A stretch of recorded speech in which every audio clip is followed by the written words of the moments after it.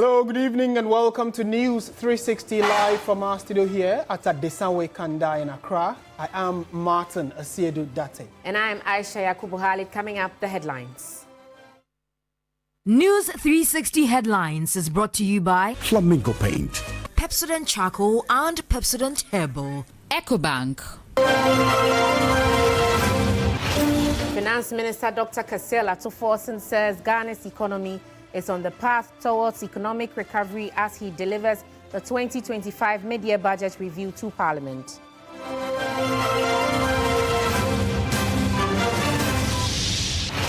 Meanwhile, government has banned the award of all government contracts in dollars, tasking all government agencies to quote all contracts in Ghana cedis.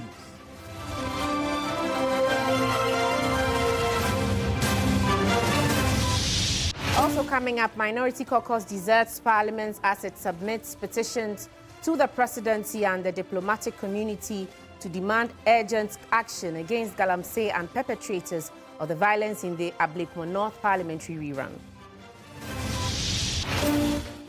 And later in business, Finance Minister reveals over 900 jobs have been saved at NIB as he announces government's plans to list the state-owned financial institution on the Ghana Stock Exchange.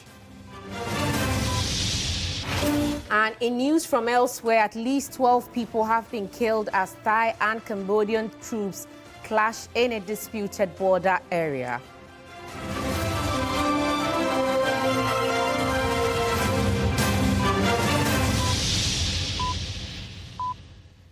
It's been a busy day in Parliament and here at TV3 as well, so if you did miss anything in Parliament, trust us to give you the updates. So do let your comments come in as well. We'll be happy to share them. We're starting off with fallout from the 2025 mid-year budget review, and Finance Minister Dr. Ayisha has touted the strong performance of the cedi against major foreign currencies. Delivering the 2025 mid-year budget review, the Finance Minister attributed the cedi's strong performance to improved macroeconomic fundamentals, increased export inflows, and renewed investor confidence in Ghana's economy. I'm happy to inform the House that our previous record, where the Ghana cedi used to trade against the US dollar at 17, is as at yesterday trading at 10.4. Mr. Speaker, similarly, the Ghana cedi, which was once trading at 21 cedis to the British pound, was trading at 14.1 as at yesterday, 23rd July 2025. Mr. Speaker, as at end June 2025, the cedi appreciated by 42.6% against the US dollar, 30.3% against the British pound, and 25.6% against the euro. This is a significant improvement over the cedi depreciation of 18.6%, 17.9%, and 16.0% against the US dollar, British pound, and the euro. Mr. Speaker, I repeat, so far, we have almost reversed all the cedi depreciation in 2022, 2023, and 2024. This level of appreciation has never happened in the history of our country. Mr. Speaker, Right Honorable Speaker, fellow citizens, Ghana cedi no apeke.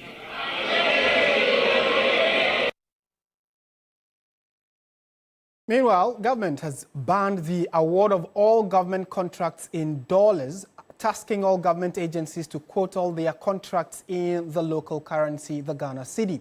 Finance Minister Dr. Ayisha also warned against the pricing of goods and services in the foreign currency. President John Dramani Mahama has directed that beginning today, 24th of July 2025, no contract awarded by government, irrespective of source of fund, should be denominated in foreign currency. Right Honorable Speaker. Right Honorable Speaker. To curb this unfortunate development, President John Dramani Mahama has directed that beginning today, 24th of July 2025, no contract awarded by government, irrespective of source of funding, should be denominated in foreign currency. Mr. Speaker, we also want to use this opportunity to remind the public that per the Foreign Exchange Act 2006 at 723, companies, institutions, and individuals are prohibited from pricing, advertising, receipting, or making payment for goods and services in foreign currencies in Ghana without prior written approval from the Bank of Ghana. The finance minister also stressed that without external borrowing, government has been able to add $2.14 billion to Ghana's gross international reserves in just 6 months. Mr. Speaker, in just 6 months, even before the IMF and World Bank disbursement, in fact, without external borrowing, we have added $2.14 billion to the country's gross international reserves. Right, Honorable Speaker, trade surplus increased from $1.37 billion in June 2024 to $5.57 billion in June 2024, representing a whopping 306.6% increase just in 6 months. Mr. Speaker, this was driven by strong exports, particularly in gold, cocoa, and controlled imports. Mr. Speaker, the current account surplus improved significantly to a provisional $3.44 billion by June 2025 from $28.11 billion in June 2024. Provisional net capital and financial inflows reached $937.58 million in June 2025, indicating renewed investor confidence. Mr. Speaker, I take you to monetary and the financial sector development. Right, Honorable Speaker, monetary indicators point to a sustained monetary expansion. Credit to the private sector increased by about 31.3% in June 2025. Reserve money growth moderated, and M2 growth remained consistent. We stay in Parliament because a lot has happened, and the finance minister spoke for about an hour and a half, going into 2 hours. He touched on the fact that government is abolishing the COVID-19 levy to introduce a new value-added tax regime that will enhance the economic fortunes of the country, and also went ahead to talk about the fact that they are looking at increasing the outstanding trainee allowances to both teachers and nurses. So here's more like a wrap of what happened in Parliament. Christian Yali has more. Several times in the chamber, the minority caucus has impressed on the government to scrap the COVID-19 levy. During the presentation of the mid-year budget review in Parliament, Dr. Kasiela announced that government is going ahead to abolish the COVID-19 levy. He says a new effective VAT rate will be implemented, accompanied by effective public sensitization to educate the public. Mr. Speaker, in the 2025 budget statement, we reaffirmed our commitment to the people of Ghana and the business community to undertake comprehensive value-added tax reforms this year. I would like to reassure the people of Ghana that at the minimum, the following will happen as part of the VAT Act. Amendment Bill. Mr. Speaker, COVID levy will be abolished.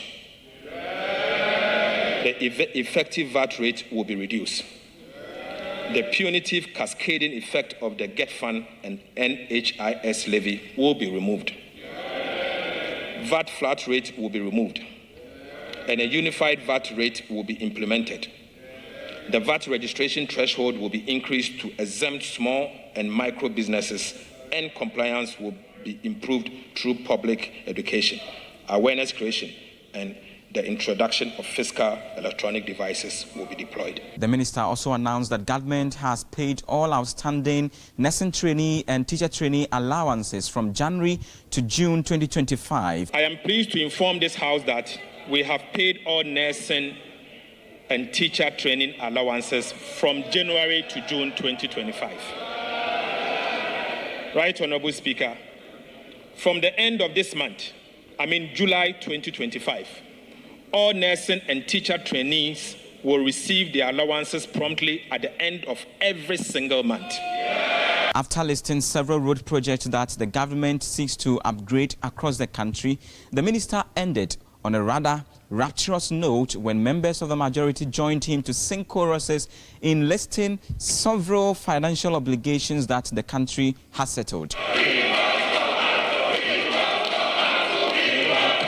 this is the reset President Mahama promised. It has been 6 months of hard work. We have lessened the burden on households and businesses. Mr. Speaker, contrary to the perception that we are not spending, we are indeed spending, and spending at the right places.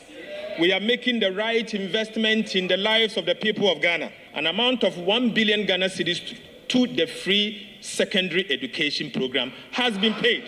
Mr. Speaker, an amount of 4.6 billion Ghana cedis to the National Health Insurance Scheme has been paid. An amount of 300 million to the no-fee stress policy has been paid. An amount of 25 million as Assembly members' allowance has been paid. Though the minority boycotted proceedings and did not partake in the presentation of the mid-year budget review, we understand that they are going to scrutinize every word in that presentation and would respond appropriately going forward. Christian Yali, TV3 News, Parliament. Still on the mid-year budget review, some NDC MPs have commended the government for delivering a budget that speaks to the difficulties of Ghanaians. The reset President Mahama promised is being delivered. We are on course. As the finance minister said today, this is a country that has demonstrated remarkable resilience, that has demonstrated hope. We thank the people of Ghana for uniting behind us, for supporting us. We have demonstrated that we have superior competence, superior capabilities. We care deeply about the people. And it's all about caring for the people and having deep love for country. When you care about the people and you love the country, you will prioritize and you will invest in real programs and projects that improve the lot of the people. We saw over the last 8 years under the Yakubu administration that they preferred to run this economy like a Ponzi scheme, and they only took the resources of this country to engage in create, loot and share in all kinds of dubious, nefarious expenditures that did not improve the welfare of the people. And that is why they were punished at the polls.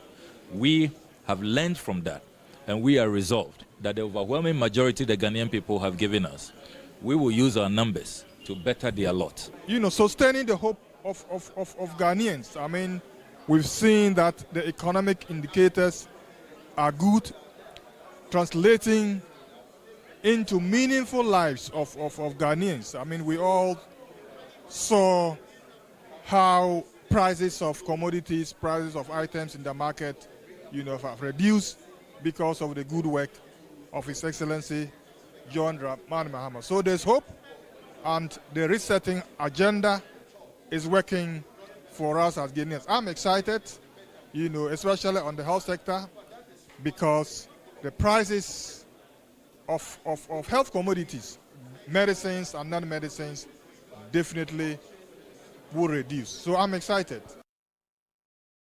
Government also says over 13 billion cedis will go into roads. The COVID-19 levy will be scrapped, and 24 stalled projects are being revived. The finance minister outlined these in the 2025 mid-year budget review, along with new directives to end ghost names on payrolls and stop foreign currency contracts. We are going to get into details in this because my colleague Martin Asiedu-Dartey is at the Magic Wall to bring us more on this. Martin, tell us what more was discussed in Parliament. Well, clearly, not everybody has time to sit and listen entirely, but we know that the minister talked across a number of sectors that the government is working on. So what we've done is to tease out key aspects that we think are highlights from the minister's presentation that we want our viewers to follow. So on issues regarding fiscal policy and revenue that the government intends to generate and its expenditure, clearly tells you that the end-year inflation that this current administration is targeting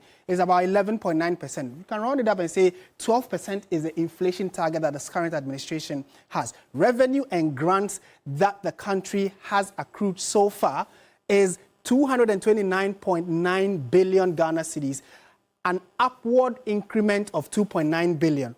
Expenditure, how much they've spent so far, 269.5 billion, which is lower by 1.4 billion compared to same period last year, or at least just for the first half of the year. The energy support they've also got is 2.9 billion, which is added for fuel cost. And the directive that the government is giving regarding its revenue and expenditure is that all expenditure must be kept within strict limits. Any expansion must receive prior clearance from the finance ministry, meaning if anybody wants to spend an extra CD more, they must get clearance from the finance ministry.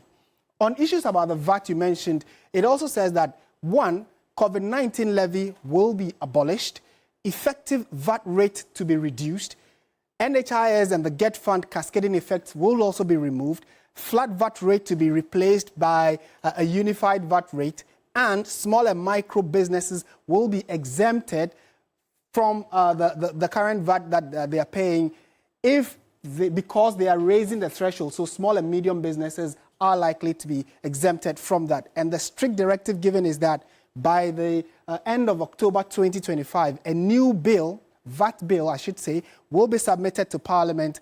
He indicated that feasibility and auditing has already been done. So all engagements with traders, unions, and stakeholders have already been initiated and will be concluded by end September 2025. On payroll and audits, so a lot of people work for Ghana, over 700,000 public sector workers who work for government.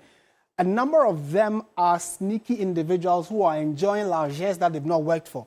And the minister indicated in Parliament today that some 14,000 plus workers are unverified, meaning they are drawing salary, but they are not verified on the government payroll, but then money goes to them.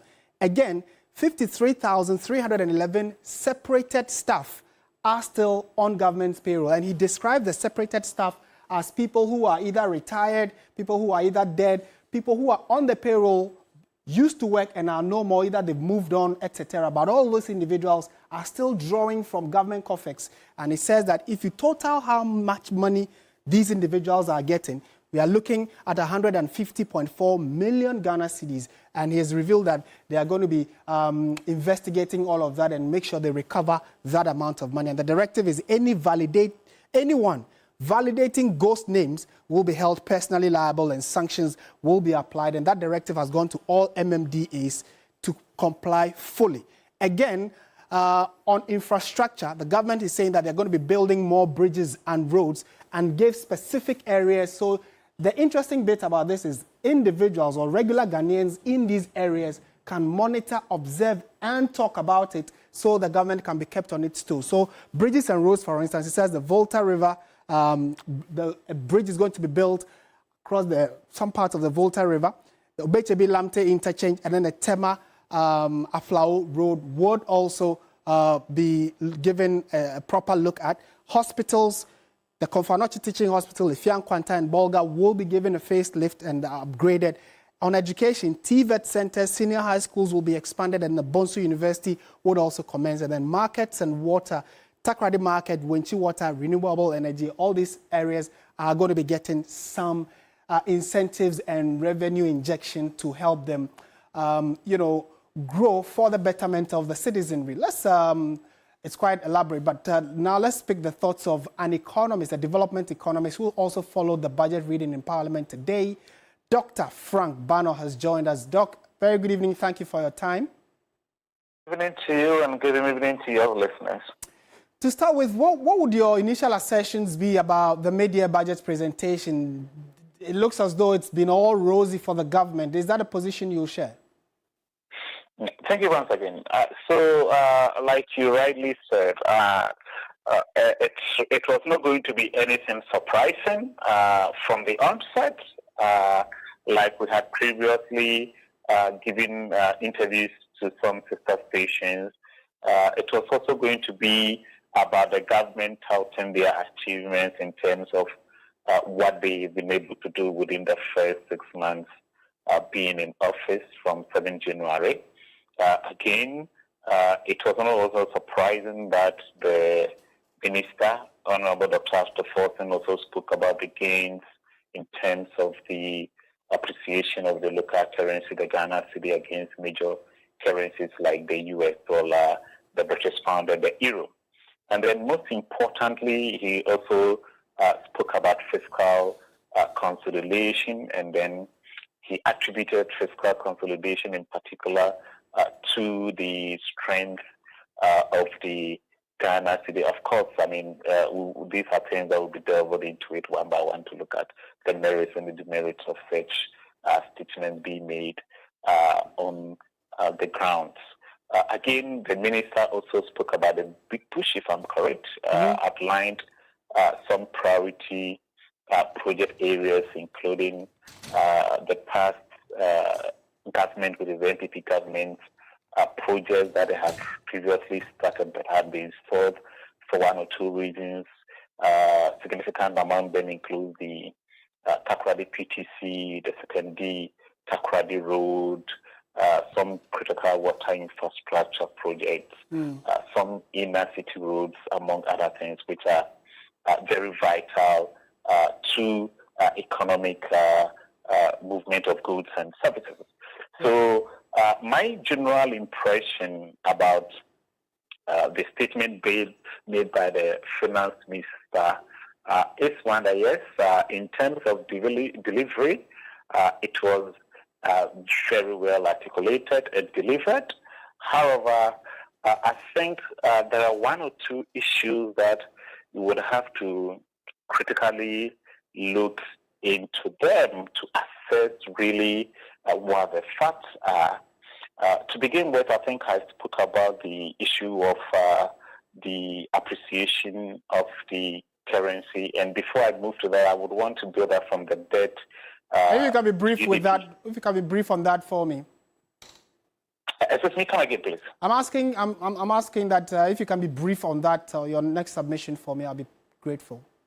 Oh, no, I'm going to do that. Yeah. So basically, what I'm talking about is in terms of the minister spoke about the fact that the government within its first term has been able to save, I think, reduce the debt, the burden by I think about 113 billion Ghana cedis. But that is true. But then there are some underlying factors that we need to look at, and he goes on to make that this is the first time such an achievement has been made, and that is something that I beg to differ in terms of that argument. Now, over the years, if I would want to take you back to 2022, remember 2022 was when Ghana had one of its severest economic crisis. We had inflation moving to about 54.1%. We had the US dollar moving from, I think, about 6 cedis from the beginning of the year to almost like about 17 cedis somewhere around September, thereabout. Now, if you peruse the debt data at that time, you realize that within that period, we added about 67 billion, about $7.9 billion equivalent of debt to our existing debt without necessarily going to the international market to borrow because of the depreciation of the cedi against the major currency, the United States dollar. Yes. Now, if you move fast forward from December to 2022 to January 2023, you realize that the cedi also appreciated and came back to, I think, about around 9.9 on average, and realize that within that period, our debt that has skyrocketed to almost about 90% in terms of debt to GDP ratio also came to around about 75 thereabout. So in terms of debt dynamics, the appreciation of the cedi and the depreciation of the cedi can either add or reduce without you necessarily implementing a policy. So that is one of the things that I wanted to put across in terms of that particular statement that came across. Dr. Frank Bano, thank you so much for your time. He's a development economist and then also head of research at the Dankwa Institute. Thank you for speaking to us. So yes, Ayisha, it's just a summation of the key issues that came up from the presentation in Parliament. Well, right, Martin, we are still staying on that because the Minority Caucus in Parliament on Thursday deserted the chamber and proceeded to petition the Dean of the Diplomatic Corps over alleged acts of electoral violence during the just-ended Ablekuma North parliamentary rerun.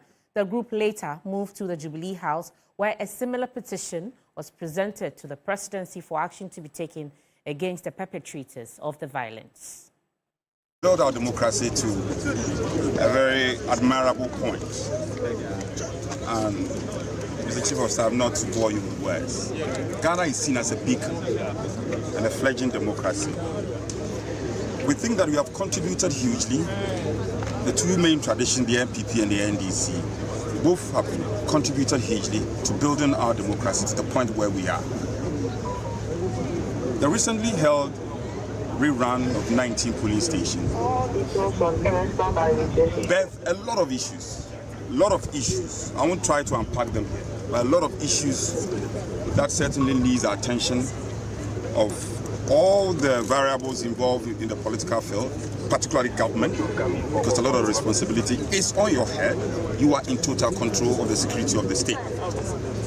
So we are here to present a petition, basically on two important matters. The violence that occurred at the rerun of Ablekuma North election, and we are upbeat about subsequent elections to be held in our country. We are also worried about Kalamse, and it was one of your messages that you trumpeted with all the promise, rightly or wrongly. Now it's getting out of hand. Right, so that's the minority chief whip. He led the minority to present a petition to the presidency. Away from all of that, some units of the Kolebu Teaching Hospital have come under scrutiny following an inspection by the Health Facilities Regulatory Agency, the body mandated to license and monitor the facilities across the country. This forms part of a broader initiative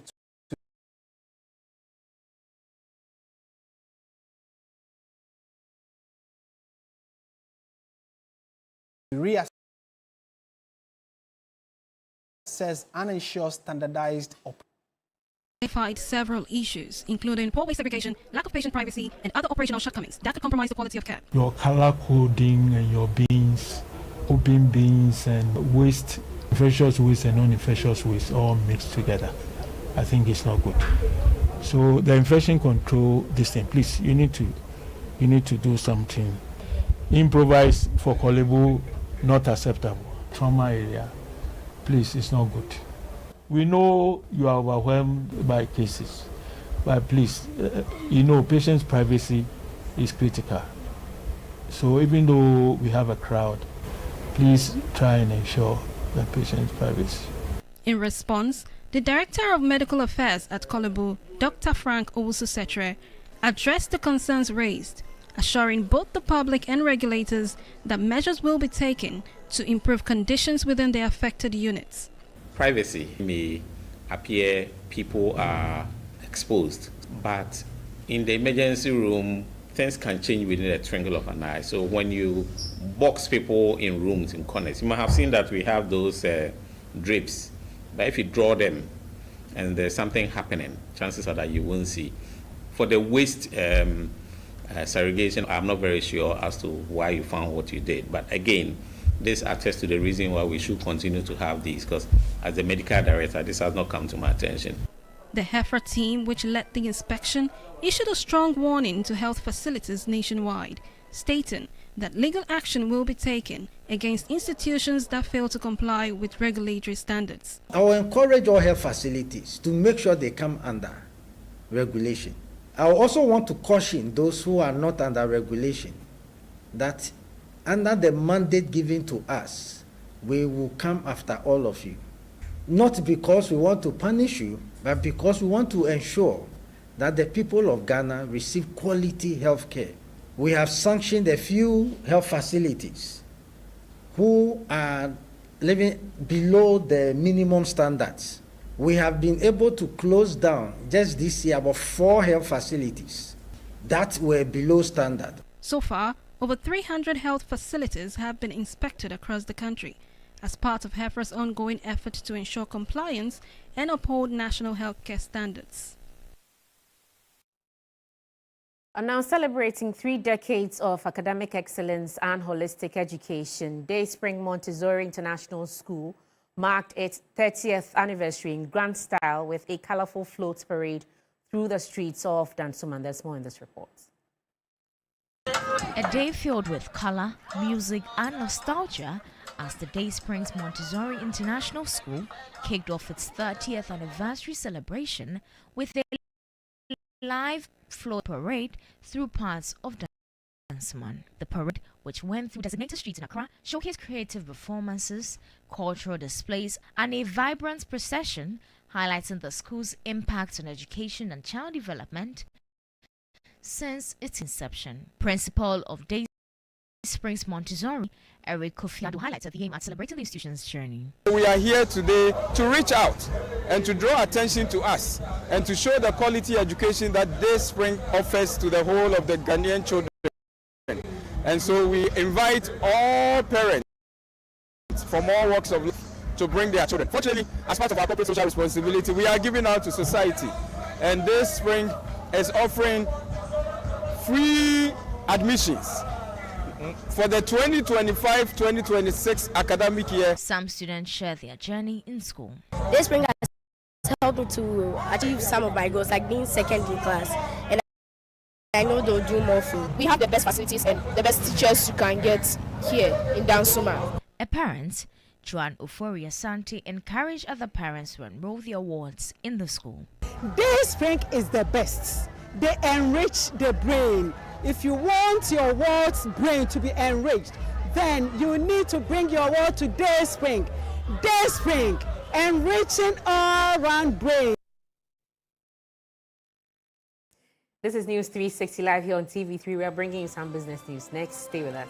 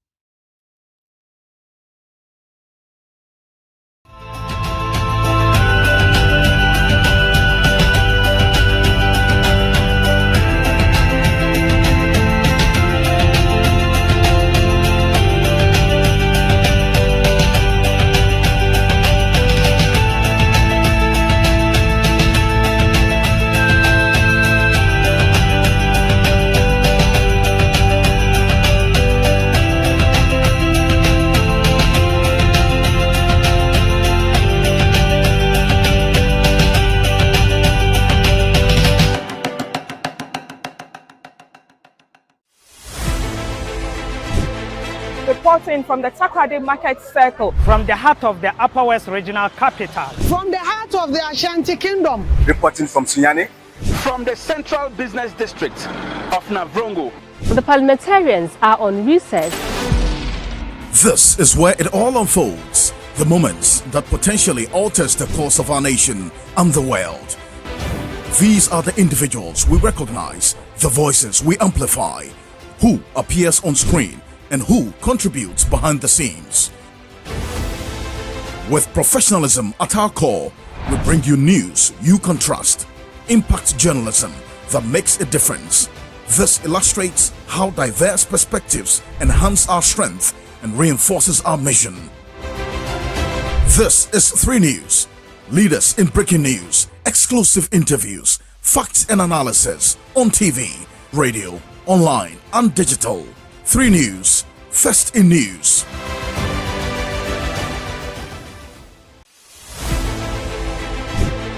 Reporting from the Takoradi Market Circle, from the heart of the Upper West Regional Capital, From the heart of the Ashanti Kingdom. reporting from Sunyani, from the Central Business District of Navrongo.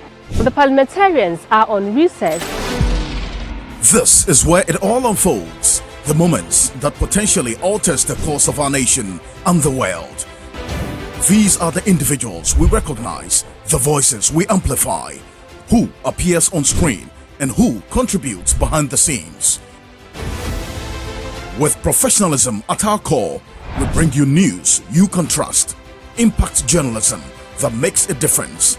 This illustrates how diverse perspectives enhance our strength and reinforces our mission. This is 3 News. Leaders in breaking news, exclusive interviews, facts and analysis on TV, radio, online and digital. 3 News, first in news.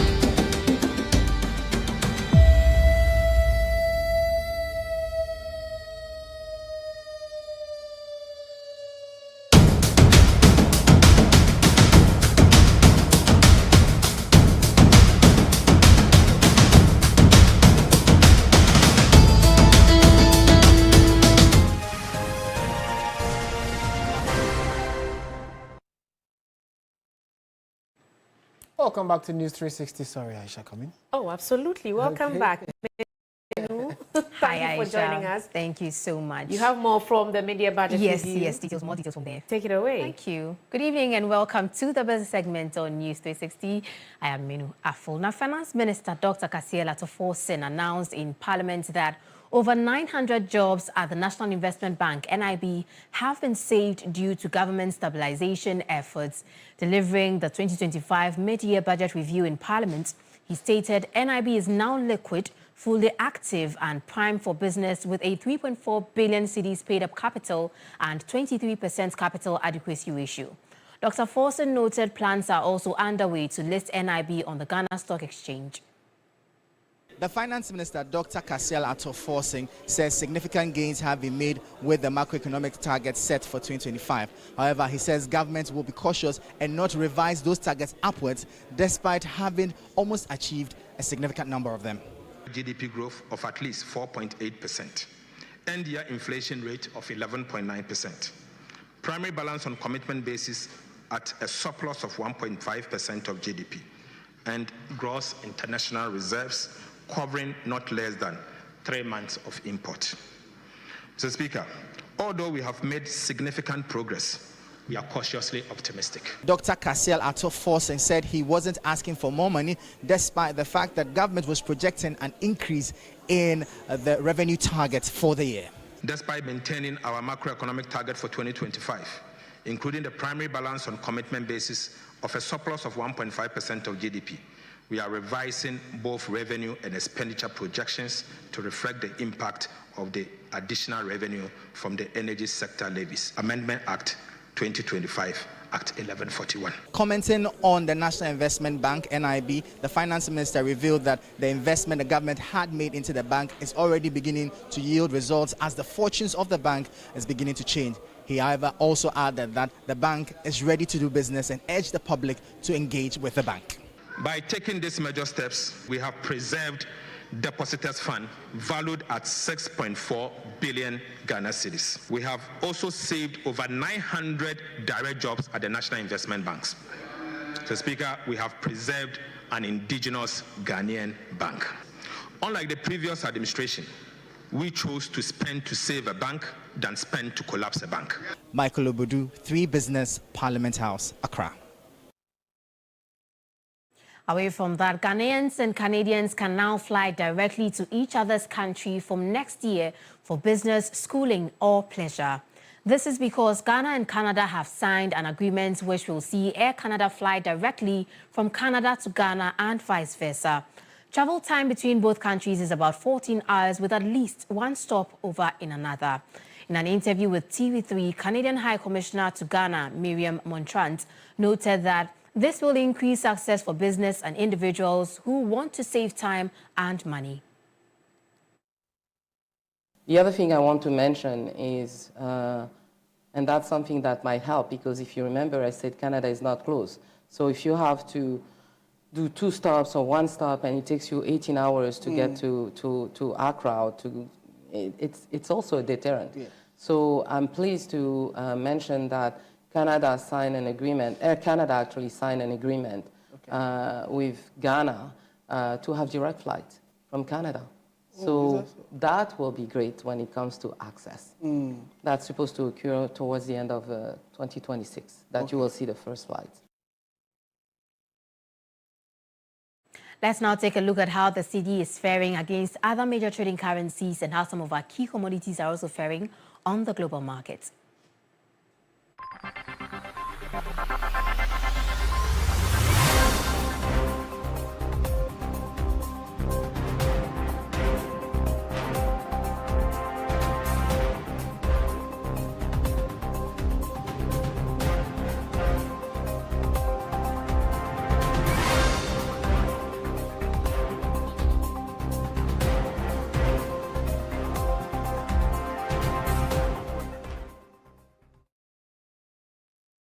And that's it for Business Tonight on News 360. I am Menu. Our full sports news comes up next. Please stay with us.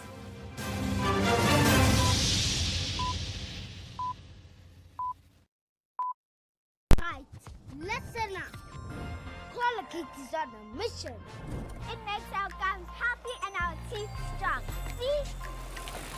We're moving forward and making changes. It's kind of a big thing. Colgate Herbal uses traditional nature's herbs and combines it with Colgate Science for healthy gums and strong teeth. And we'll leave no smile behind. Again. Hello, thank you for calling MTN. This is Jerry, Jolly J for short. How may I help? I'm not happy with you guys at all. You've been giving Bongo gifts all the time. Who is Bongo? Oh, Bongo, my friend. He purchased in my room. Oh. You've been giving free gifts, but I don't... That's MTN Rewards, sir. Talk, text, browse, and more, and you get to redeem free call time or data by simply dialing *550#. And on Friday, you can even get extra special rewards like food vouchers, shopping discounts, and much more. Who likes to know I got the name Jolly J?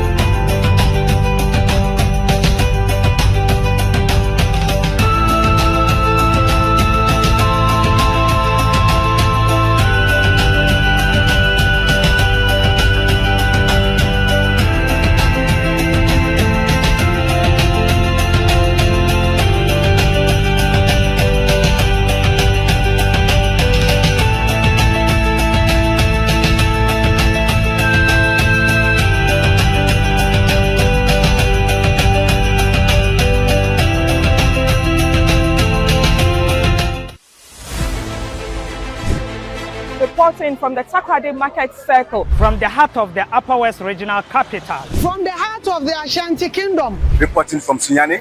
From the Central Business District of Navrongo. The parliamentarians are on recess.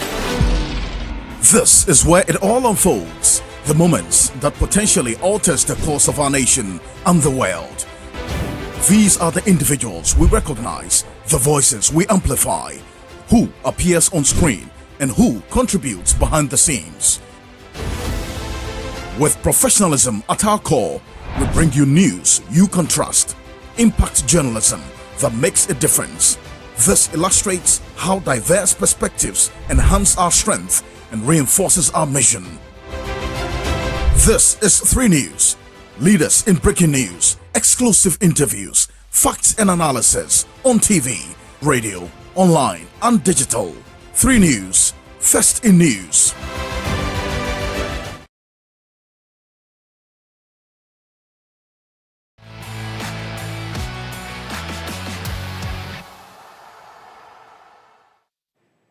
Hello, good evening and welcome to the sports segment here on News 360 with me, Oreku Ampofo. We start from the camp of the Black Queens, who are preparing to take on South Africa in the third place playoff game at the ongoing 2024 Women's Africa Cup of Nations in Morocco. Now, ahead of the game, the final press conference was held earlier on Thursday, and my colleague Akosia J was there and put together this report. A Group C opener repeats itself at the Larbi Zawi Stadium in Casablanca as the Black Queens of Ghana slug it out with the Banyana of South Africa in a third playoff game. Coach Kim Lasbiokegrin and player Stella Nyamiche have been addressing the media ahead of this game. According to Stella, the players have prepared themselves so much for this semi-final game to be able to take a bronze medal back home to Ghana. We have prepared very well for this game, and by the training that we have trained, we have mentally prepared for this game, and we are ready to deliver on Friday. But for Coach Kim Lasbiokegrin, not being able to win the gold is disappointing, but he would make sure he and his team are able to still manage to finish on a high. We were prepared to play the final.